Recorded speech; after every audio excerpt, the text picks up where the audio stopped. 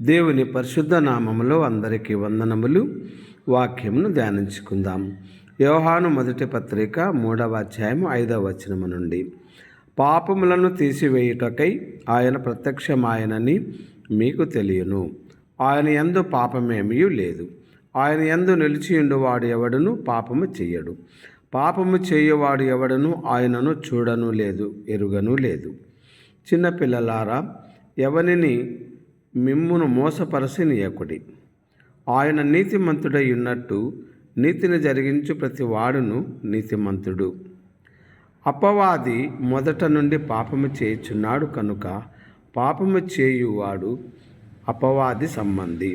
అపవాది యొక్క క్రియలను లయపరచుటకే దేవుని కుమారుడు ప్రత్యక్షమాయెను. దేవుని మూలముగా పుట్టిన ప్రతి వానిలో ఆయన బీజము నిలుచును గనుక వాడు పాపము చేయడు. వాడు దేవుని మూలముగా పుట్టినవాడు గనుక పాపము చేయజాలడు. దీనిని బట్టి దేవుని పిల్లలు ఎవరో అపవాది పిల్లలు ఎవరో తేటపడును. నీతిని జరిగించని ప్రతి వాడును తన సహోదరుని ప్రేమింపని ప్రతి వాడును దేవుని సంబంధులు కారు. దేవుడి పరిశుద్ధ వాక్యమును దీవించునుగాక. ఆమేన్.